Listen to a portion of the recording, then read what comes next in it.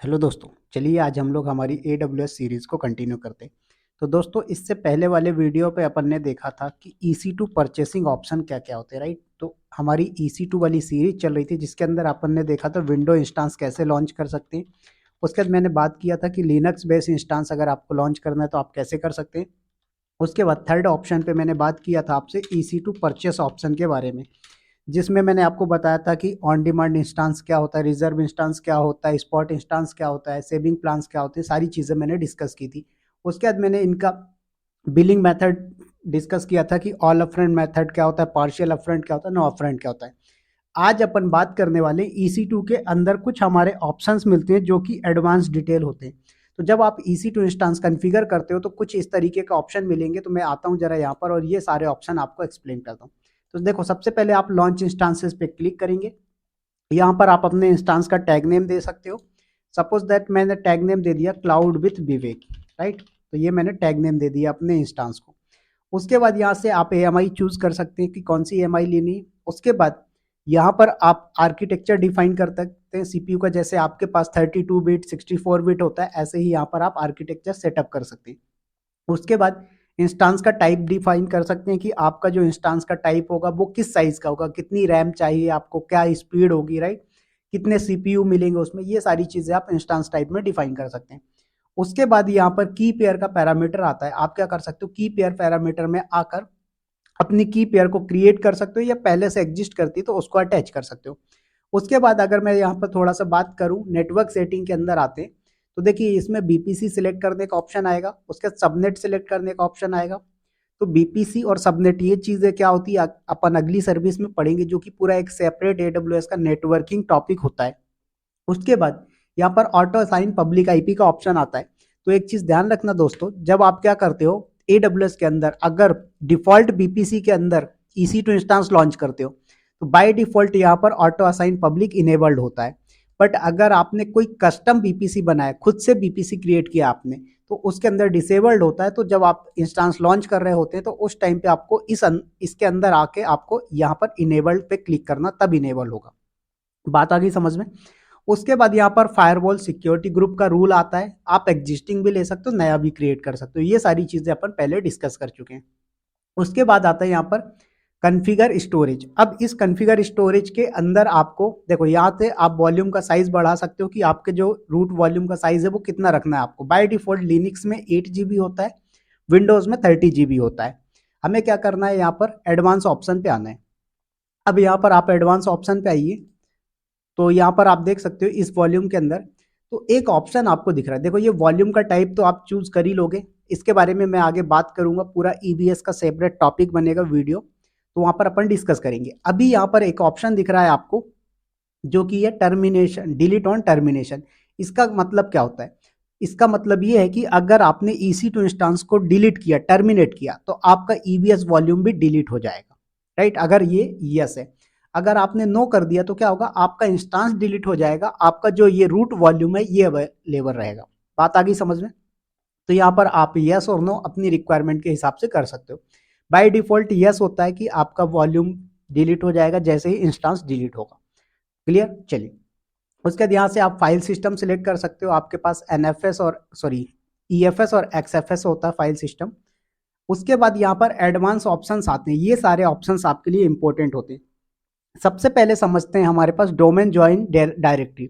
इसका क्या मतलब होता है? देखिए, अगर आप अपने EC2 इंस्टेंस को किसी एक्टिव डायरेक्टरी के अंदर, AWS की मैनेज्ड माइक्रोसॉफ्ट एजोर डायरेक्टरी होती है एक्टिव डायरेक्टरी, या फिर ऑन प्रीमाइज की भी एक्टिव डायरेक्टरी हो सकती है, उसके अंदर आपको ज्वाइन करवाना हो तो आप कर सकते हो। तो देखो, अभी मेरे पास कोई भी नहीं है तो आप क्या कर सकते हो, खुद की एक नई डायरेक्ट क्रिएट करके ज्वाइन करवा सकते हो उसको। उसके बाद यहाँ पर इंस्टांस का IAM प्रोफाइल सेट कर सकते हो। मतलब एक IAM रोल है, इसके बारे में अभी अपन ने पढ़ा नहीं है, आगे पढ़ेंगे IAM सर्विस के बारे में, तब समझ में आएगा। तो उस IAM सर्विस को आप क्या कर सकते हो, एक IAM रोल क्रिएट करो और उस IAM रोल को आप यहाँ पर सिलेक्ट कर सकते हो। तो देखो, मेरे पास एक IAM रोल पहले से बना हुआ है, तो आप क्या कर सकते हो, उस IAM रोल को आप यहाँ पर सिलेक्ट कर सकते हो, राइट?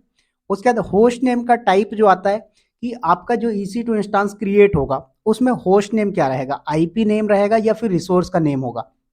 तो अभी आप लोग देखते हो जब लॉगिन करते हो SSH EC2 -users है तो वहां पर रूट या EC2 यूजर @ उसका पब्लिक आईपी आता है, राइट, या फिर प्राइवेट आईपी आता है, तो वो होस्ट नेम का टाइप जो है वो आईपी एड्रेस आता है, राइट। तो ये चीजें आप यहाँ से चेंज कर सकते हो, अंदर भी जाके चेंज कर सकते हो, कोई दिक्कत की बात नहीं है।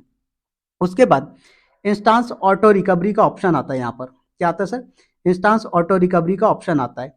तो यहाँ पर इंस्टांस ऑटो रिकवरी का मतलब क्या होता है, जरा इसको समझते हैं हम, क्योंकि ये बहुत इंपॉर्टेंट होता है।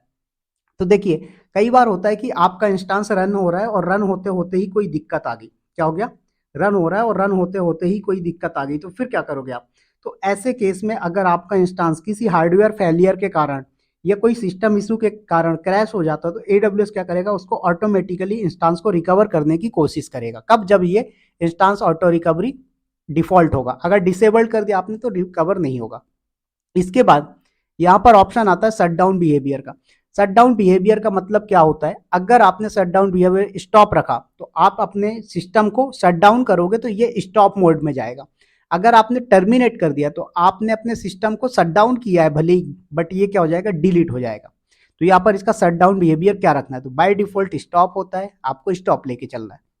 उसके बाद यहाँ पर नेक्स्ट आता है हिबरनेट ऑप्शन। अब ये हिबरनेट ऑप्शन क्या होता है, ये चीज समझना जरूरी। देखिए, अगर आपने क्या किया? हिबरनेट इनेबल किया है तो क्या होगा? इंस्टांस हिबरनेट मोड में चला जाएगा।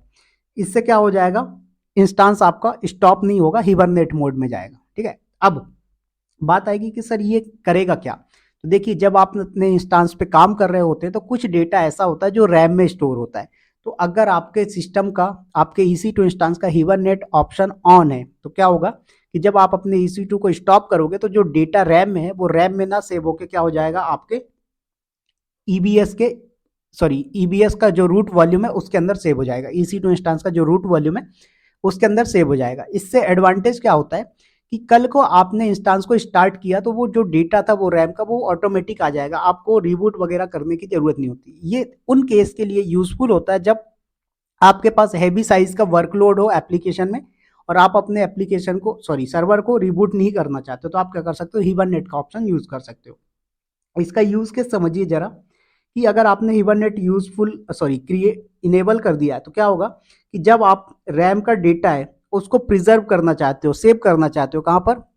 रूट वॉल्यूम के अंदर, तब आप यूज कर सकते हो हिबरनेट का ऑप्शन। बात आ गई समझ में? चलिए, नेक्स्ट आता है टर्मिनेशन प्रोटेक्शन। अब टर्मिनेशन प्रोटेक्शन अगर आपने इनेबल कर दिया तो क्या होगा? आपका EC2 इंस्टांस टर्मिनेट नहीं हो पाएगा। बात आ गई समझ में? तो मैं यहाँ पर टर्मिनेट प्रोटेक्शन इनेबल कर दिया। स्टॉप प्रोटेक्शन इसको भी इनेबल कर दिया, तो मेरा EC2 इंस्टांस ना तो स्टॉप हो पाएगा ना ही टर्मिनेट हो पाएगा। इसके बाद यहाँ पर क्लाउड वॉच की मॉनिटरिंग अगर आपको करनी है तो इनेबल कर दो, अदरवाइज डिसेबल। तो अभी मैं क्लाउड वॉच की मॉनिटरिंग नहीं कर रहा हूँ क्योंकि आगे हमारा टॉपिक आएगा क्लाउड वॉच का, उस पर अपन पूरी बात करेंगे। ओके, इतना समझ लो कि EC2 इंस्टांस के अंदर क्या क्या एक्टिविटीज हो रही है, उनकी इंफॉर्मेशन क्या किया जा सकता है, स्टोर किया जा सकता है क्लाउड वॉच के अंदर। तो अगर मॉनिटरिंग इनेबल्ड है तो ये करेगा, अदरवाइज नहीं करेगा। उसके बाद क्रेडिट स्पेसिफिकेशन। अब जरा अपन बात करते हैं कि ये क्रेडिट स्पेसिफिकेशन क्या होता है। तो ये जो ऑप्शन होता है मेनली ये क्या करता है, आपके लार्ज जो इंस्टांस होते हैं वर्स्टेबल टाइप के होते हैं, जैसे T2 T3 इंस्टांसेस होते हैं, उनके लिए ये ऑप्शन होता है।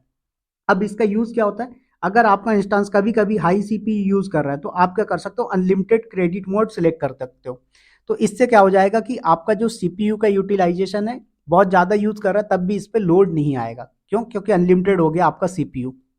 उसके बाद नेक्स्ट आता है प्लेसमेंट ग्रुप। अब प्लेसमेंट ग्रुप क्या होता है? प्लेसमेंट ग्रुप इंस्टांस का वो प्लेसमेंट डिसाइड करता है कि आपका जो EC2 इंस्टांस है वो किस क्लस्टर के ऊपर होगा, किस पार्टीशन में होगा। तो ये चीजें आप कहां पर? प्लेसमेंट ग्रुप पे डिफाइन कर सकते हो। तो आपके पास अलग अलग ग्रुप बना सकते हो आप, हमारे पास अभी कोई ग्रुप नहीं है। इसका यूज के समझो, अगर आपको लो लेटेंसी या हाई अवेलेबिलिटी चाहिए तो आप क्या करो? प्लेसमेंट ग्रुप का यूज करो, सबसे बेस्ट ऑप्शन है। उसके बाद इंस्टांस की बैंडविड्थ। तो बैंडविड्थ में क्या होता है कि आप यहाँ पर डिफाइन कर सकते हो कि भैया ये आपका इंस्टांस जो है उसकी नेटवर्किंग स्पीड कितनी होगी, लार्ज होगी, मीडियम होगी। तो ये सारी चीजें आप क्या कर सकते हो? यहाँ पर बैंडविड्थ में डिफाइन कर सकते हो। उसके बाद यहाँ पर परचेसिंग ऑप्शन आता है आपका, कैपेसिटी रिजर्वेशन, टेनेंसी, राइट। तो कैपेसिटी रिजर्वेशन आपको चाहिए क्या? तो नहीं चाहिए। फिर टेनेंसी में मैंने आपको बताया डेडिकेटेड या, देखो तो क्या है, run a shared hardware instance, तो ये शेयर्ड हो गया, डेडिकेटेड इंस्टांस हो गया, या फिर डेडिकेटेड होस्ट। तो ये चीज़ें मैंने पिछले वीडियो में ही आपको बताया था कि डेडिकेटेड होस्ट क्या होता है, डेडिकेटेड इंस्टांस क्या होता है और शेयर्ड इंस्टांस क्या होता है। उसके बाद यहाँ पर रैम डिस्क आप सिलेक्ट कर सकते हो कि भैया आपको कौन सा रैम वगैरह की रिक्वायरमेंट है, राइट। तो ये चीज़ आप यहाँ पर डिफाइन कर सकते हो। उसके बाद यहाँ पर सेम आप कर्नल की आईडी ले सकते हो कि कौन सा कर्नल आईडी आपको यूजफुल है। तो ये अलग अलग कर्नल आपके पास अवेलेबल है, जो आपको रीड हो आप ले सकते हो। इसके बाद यहाँ पर आपको लाइसेंस की नीड है तो आप लाइसेंस का कॉन्फ़िगरेशन कर दो, अदरवाइज कोई ऑप्शन नहीं, ठीक है। उसके बाद यहाँ पर मेटा डेटा है। मेटा डेटा में क्या होता है कि आप अपने EC2 इंस्टांस की सारी इन्फॉर्मेशन जो है वो इनेबल रख सकते हो। तो क्या होगा, कल को आपको ज़रूरत है तो आप इनको डाउनलोड करके चेक कर सकते हो। बात आ गई समझ में। इसमें जो मेटा डेटा का वर्जन 1 है, आप देखेंगे यहाँ पर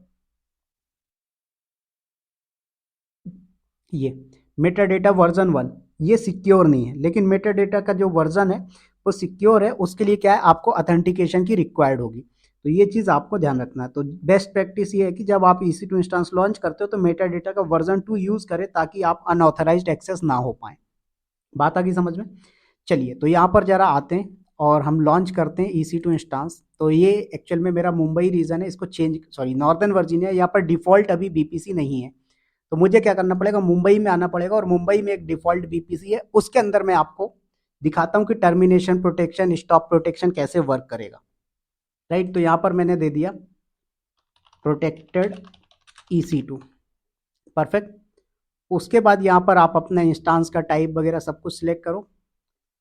की पेयर ले लीजिए, आपको लेना है तो यहाँ पर की पेयर, राइट। तो यहाँ पर अपन आएंगे और की पेयर सिलेक्ट करेंगे। तो यहाँ पर मैंने गोविंदा की पेयर ले लिया।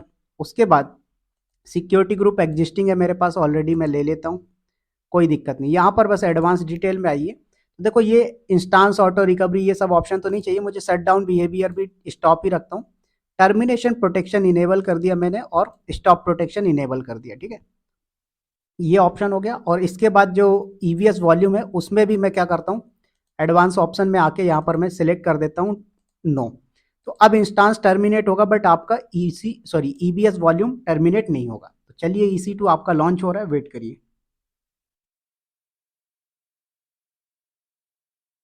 आ गया, देखो आपका EC2 इंस्टांस क्रिएट हो रहा है, रनिंग में, स्टेटस चेक, वेट करिए इसको। देखो इसको मैंने सेलेक्ट किया और यहाँ से इंस्टांस स्टेट पे आएंगे और टर्मिनेट पे क्लिक करो। देखो तो लिखा हुआ है साफ साफ टर्मिनेशन प्रोटेक्शन इनेबल्ड है। टर्मिनेट करो, नहीं होगा। क्या बोल रहा है, fail to terminate instance, may not be terminate, modify its termination protection policy. तो बोल रहा है कि ये टर्मिनेट नहीं हो सकता। मैंने बोला स्टॉप हो सकता है क्या, स्टॉप भी नहीं होगा। देखिए, तो ना ये स्टॉप हो रहा है ना ही टर्मिनेट हो रहा है, राइट। तो यहाँ पर अब बात आती है कि सर मान लीजिए मैंने गलती से इसमें टर्मिनेशन प्रोटेक्शन इनेबल कर दिया, फिर क्या करूंगा। तो अगर आपको मॉडिफाई करना है तो एक्शन पे जाएंगे आप और यहाँ पर इंस्टांस सेटिंग पे क्लिक करेंगे और यहाँ पर चेंज टर्मिनेशन प्रोटेक्शन। तो ये ठीक है, आपको इसको अनटिक कर देना है। देखिए अब आपका EC2 इंस्टांस टर्मिनेट हो जाएगा। देखिए, तो यहाँ पर मैंने इसको टर्मिनेट कर दिया। ओके, सो वेट करिए, टर्मिनेट हो जाएगा अभी।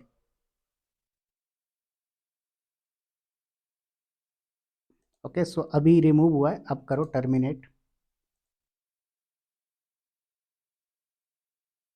क्या बोल रहा है, स्टॉप प्रोटेक्शन भी लगा हुआ है, राइट। तो कोई दिक्कत नहीं, स्टॉप प्रोटेक्शन भी हटा दो आप, क्योंकि पहले स्टॉप होगा फिर आपका ये होगा। तो स्टॉप प्रोटेक्शन भी रिमूव करें और अब करिए आप टर्मिनेट, तो अब हो जाएगा टर्मिनेट। क्योंकि टर्मिनेट होने से पहले ये क्या करता है, स्टॉप करता है आपके EC2 को। तो ध्यान रखिएगा आप यहाँ पर, और इसको कर दीजिए टर्मिनेट।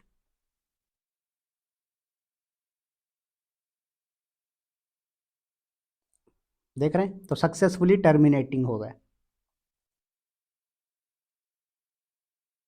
राइट। तो इसने दिखा दिया कि आपका इंस्टांस शट डाउन हो रहा है और शट डाउन होने का टर्मिनेट हो जाएगा।